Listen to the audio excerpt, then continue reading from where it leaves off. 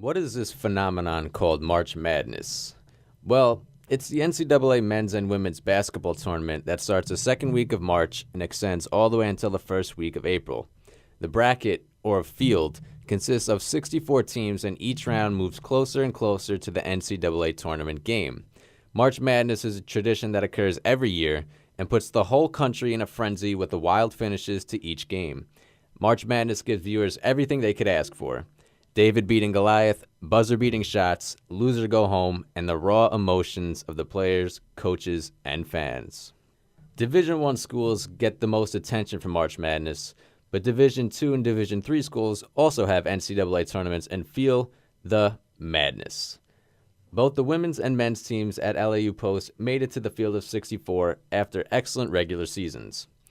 The Lady Pioneers finished with a 21-9 record and concluded the regular season winning 6 of 7 games to get the 4th seed in the East Coast Conference tournament. The winner of this tournament would receive an automatic bid to the NCAA tournament. The Lady Pioneers would win the first round of the ECC tourney against NYIT by a score of 85-70.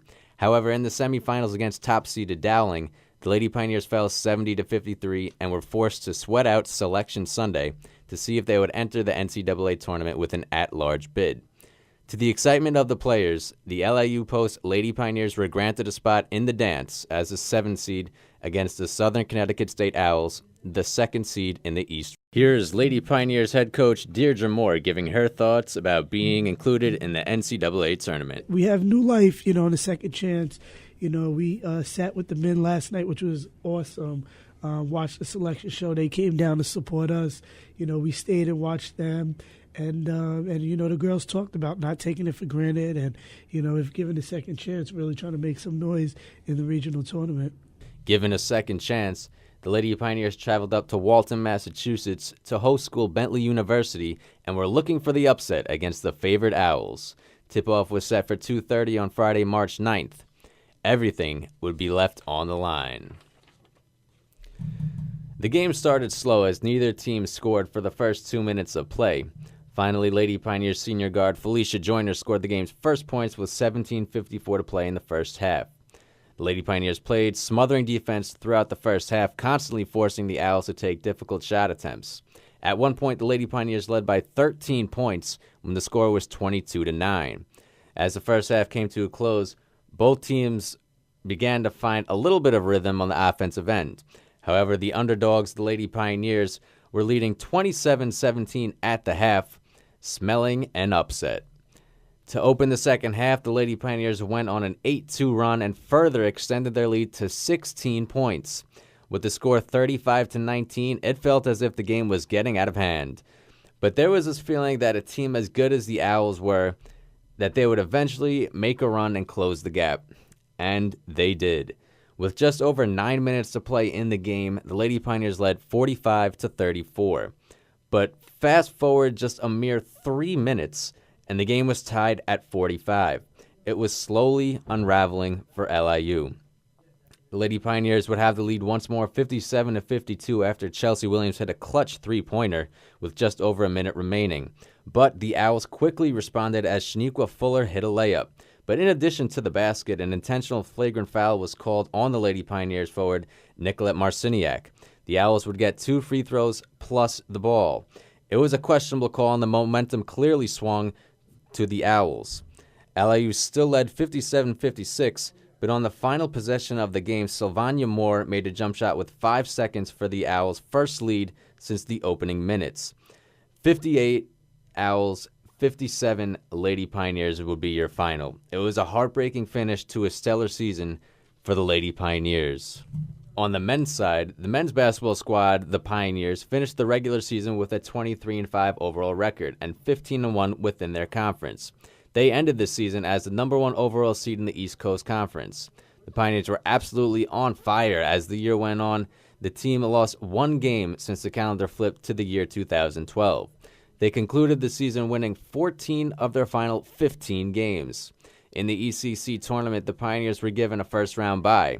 In the second round, they met Dowling and squeaked out a 68-64 win to advance to the finals. The Pioneers fired on all cylinders and won 86-67 and were automatically given a berth in the NCAA tournament. I mean, we could have ended up anywhere from 3 to 6. I felt, I was more concerned about who's our matchup. Let's get the film and let's get prepared. I think at that point, you got to focus on the things you control, and what we control is our efforts and our approach this week in practice, and then we control our performance when we go up there, and that's what we emphasize. That was Pioneers head coach Chris Casey. Now here's Pioneers East Coast Conference Player of the Year Stephen Bonneau with his thoughts on the upcoming game. Not to knock last year's team, but we had talent. But I think we have more talent this year, more chemistry this year, and we know that we could do some damage in the tournament. So we're really excited about that opportunity. The Pioneers drew a 6th seed in the East region in the NCAA tournament and squared off against a team that they knew all too well, the 3rd-seeded Adelphi Panthers. These two schools used to be ECC rivals before Adelphi switched conferences, but the two teams also met earlier in the season back in December. In that contest, the Panthers won a nail-biter 83-79, with the Pioneers looking for revenge. The stage was set for the Pioneers at Assumption College in Worcester, Massachusetts, with a noon tip-off on Saturday, March 10th. The Pioneers started off the game hot as they led 11-5 5 minutes into the contest. It was a tightly contested first half as the lead traded hands 5 times, and there were 3 ties. The first half would end up by a score of 29-26 in favor of the Panthers. The second half played out much the same as both sides went back and forth, vying for a win that would catapult them into the next round. A crucial moment in the game came with over 5 minutes remaining in the contest. Pioneers guard Stephen Bonneau, a 2-time ECC Player of the Year and named the 2012 Division II East Region Player of the Year, went down with a serious hip injury. He had to be carried off the floor, and things looked bleak for the Pioneers.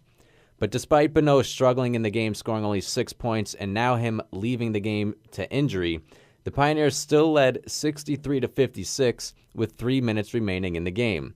After the Panthers went on an 8-2 run sparked by a timely 3-pointer by Bradley Simpson, the Pioneers' lead was now down to 1 point at 65-64. With the Lady Pioneers looking on at the men, everyone associated with the LIU basketball programs got a bad feeling that the men were going to suffer the same way the women did the day before. Following a timeout, the game came down to one last possession, with the Pioneers still leading 65-64.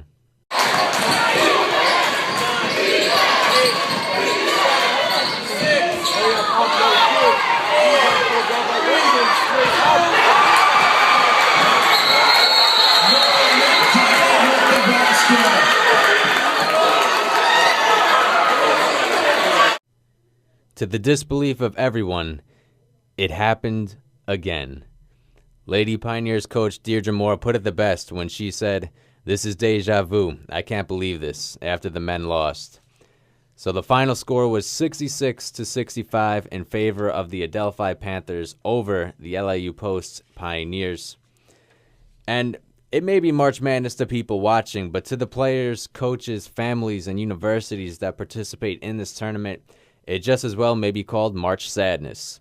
The thought of both teams losing in the fashion they did was not expected.